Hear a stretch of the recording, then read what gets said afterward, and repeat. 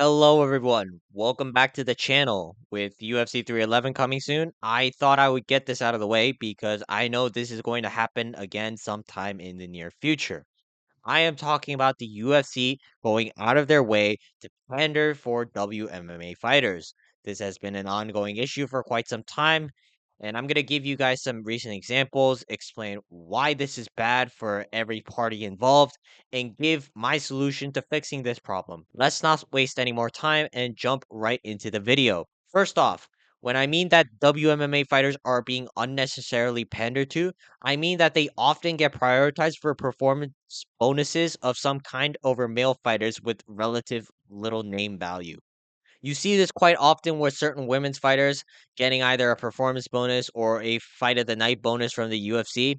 Now, don't get me wrong, I'm not saying that the women don't deserve the bonuses. It's just when you compare it with the absolute best performances on the card, usually the women's fights do not come close whatsoever. Take, for example, last week between Mackenzie Dern and Amanda Ribas. Mackenzie Dern finished Amanda Ribas with a nasty armbar near the end of the third round. But I'm gonna be honest, prior to the third round, the fight was pretty dead. Neither woman really looked to damage each other, and on the ground, it felt like a stalemate. And eventually, the fight would just get back onto the feet 30 seconds if one of them chooses to shoot a takedown. When you compare it with the other fights on the card, it just feels off that the UFC would go out of their way to reward the women who received millions of dollars from fighting in the UFC for so long instead of awarding these bonuses to the fighters who are barely scraping by on their contracts. Take, for example, this guy named Jacoby Smith brutalized Preston Parsons earlier on this card, and that was Smith's debut fight. In just the blink of an eye, Jacoby threw a left hook into a right hand and took Parsons' soul in the first round.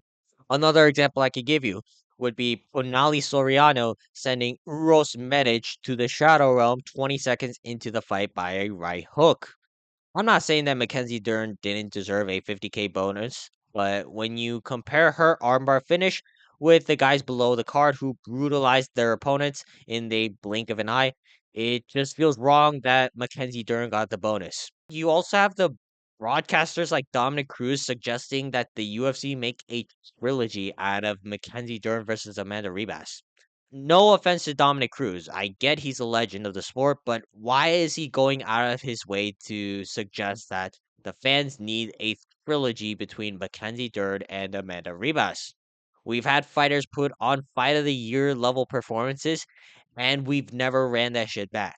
Why is the UFC going out of their way to promote Mackenzie Dern versus Amanda Ribas for a third time, as if everyone is dying to see this shit? I thought this was a good fight, but I can speak for even the most hardcore WMMA fans. We do not need this for the third time if it's going to be a main event of a fight card.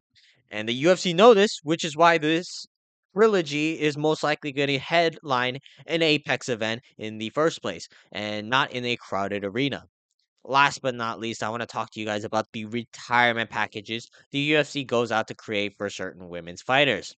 Take, for example, Michelle Watterson. She was a perennial contender in the strawweight division, and she just retired this year. She was pretty good, but she never made it to the top five. She never got a UFC belt, yet the UFC went out of their way to create a retirement package for her because she announced that she was retiring after her fight with Jillian Robertson. Now, in that same event, Andrei Arlovsky, a former heavyweight champion of the UFC, also essentially retired. Yet, for some reason, he did not get a 5-minute highlight reel as a send off for his great career. I'm not mad that Arlovsky did not get a retirement package. What I'm mad about is that Michelle Watterson got one and not Arlovsky. One never made it to the elite level of her division, while the other was a former champion. Yet for some reason, the UFC chose to honor Michelle Watterson's retirement over Arlovsky's. And I understand that Arlovsky did initially try to re-sign with the UFC and not retire, but the UFC already planned on cutting him off the roster regardless of the results of the fight. So why did the UFC not make a retirement package for Andrei Arlovsky? I don't know, but they certainly made one for Michelle Watterson, who I'm going to be honest, outside of her being hot, did fuck all for her division. If you want to start getting people to take WMMA more seriously, you can't pander to these women because you want them to be equal to the male fighters.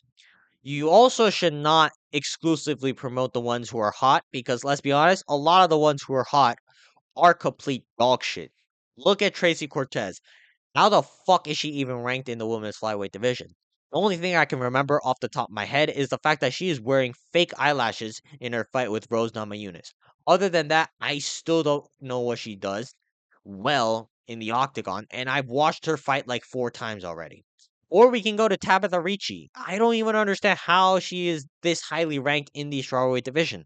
I swear she lost her last 4 fights, yet every time has a fight coming up, she's always featured on the UFC's Instagram because she has a fat ass. Don't get me wrong, these tactics are very effective. Hell, I watch WMMA fights for those reasons, but it's not why I take WMMA so seriously, and I think I can speak for a lot of people who feel the same way. Actually trying to promote the ones with talent or some sort of ability to sell a fight without using their fucking titties, ass, or pretty face will come a long way for the UFC and WMMA fighters. Fans like myself won't take WMMA as a joke, and in the long run, we can start actually putting WMMA main events where people are actually excited for. I understand that the UFC want more people to pay attention to women's fighters, but is the way the UFC is pandering to them. And quite frankly, I don't think it helps any group. The bar is dropped for women's fighters when it comes to performance bonuses. Now, any woman who can finish an armbar or rear naked choke can get a bonus over the fighters who just starch their opponent out cold in like 20 seconds. The UFC is going to force more WMMA main events as if people actually want to see them at this time. And fighters in the women's divisions do not have to try as hard in order to be acknowledged by the company when they retire. If we continue doing this, who's going to take WMMA seriously? I just don't understand why the UFC does this for women's fighters as if pandering to them will attract a larger fan base. You attract a fan base by your fights, not by forcing fans to watch more WMMA main events and rewarding these fighters when they get a finish, no matter how mediocre the performance was prior to the finishing sequence. It doesn't help the women's fighters to take their careers more seriously. It doesn't help change the fan narrative regarding most WMMA fighters, nor does it actually help the UFC bring any sort of revenue from women headlining these fight cards. All right, this is where I'm going to end this for today. Let me know in the comments down below if you believe the UFC is unnecessarily pandering to women's fighters or not. Like and subscribe, and I will see you guys next time. Peace.